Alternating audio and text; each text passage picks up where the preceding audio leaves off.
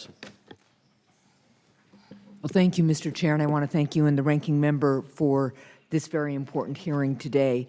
Also, without objection, I'd like to enter this letter from 16 different industry groups and associations, including CTIA, the American Library Association, and Public Knowledge, among others, supporting the AIRWAVES Act. Without objection. Thank you. A lot of my questions have also been asked, but I wanted to start, Mr. Stroop, just to give you an opportunity to expand a little bit on your testimony. You mentioned in your testimony that it's important for the United States to take a technology-neutral approach to spectrum policy. I agree that an all-of-the-above approach is the best way to ensure digital opportunity and broadband connectivity among our most hard-to-reach populations. Can you discuss the role of satellite communications in connecting rural areas, including really tough terrain like that in my home state of New Hampshire?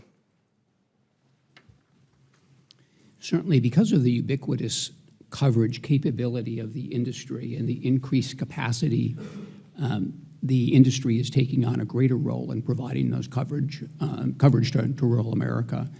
And I think that the point that you make in terms of areas with difficult terrain will be best served by the LEO and MEO systems. The geostationary satellites sometimes can have blockages as a result of a mountain range, perhaps. Yeah. So the LEO and MEO systems are in continuous orbit so that there will be multiple satellites that provide connectivity to devices or buildings. So I think that in terms of the difficult terrain issue, it is the systems that are currently being launched, the LEO systems that I talked about that have communications capabilities are going through the testing of their first satellites and expect within the next 2 years to start launching the constellations. Great. Well, thank you. I wanted just to finish, first of all, by thanking Ms. Baker, your organization in particular, but all the folks who've written in to support the AIRWAVES Act, and to thank Senator Gardner for his partnership as we move forward with it. And a lot of our colleagues have joined us on the Act. So I'm very grateful for the support, and I agree with everything that's been said here about our need to win 5G, our need to keep moving, our need to be flexible and discover new ways of doing this, and the really important relationship between the private sector and the public sector in moving this forward. But I also just want to highlight for constituents what this technology will mean for everyday people in my state and throughout the country. So can you all speak a little bit what 5G will mean for our efforts in telemedicine and public safety?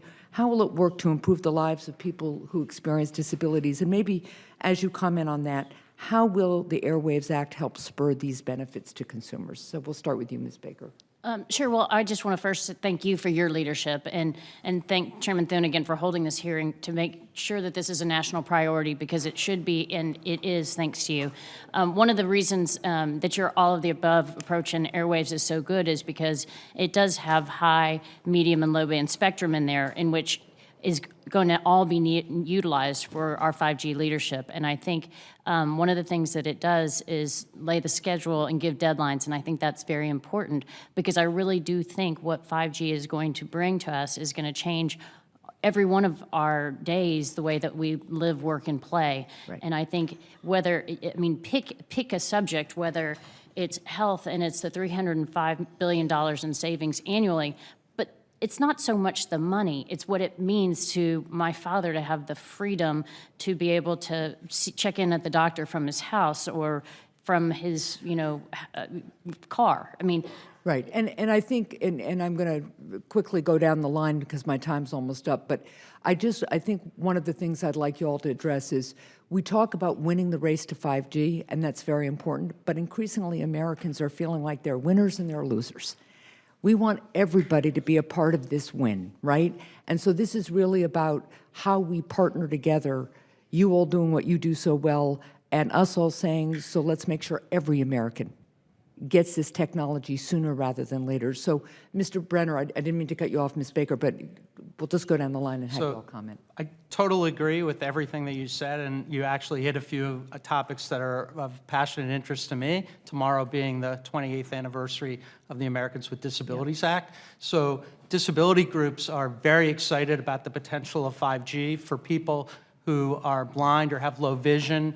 There's a company called AIRWAVES, just to pick one, Yeah. that has connected goggles that connects to remote agent who can then help the person see, in effect, where he or she wants to go and to interact. For people with disabilities, autonomous vehicles, which are going to be an important part of 5G, are completely a game changer.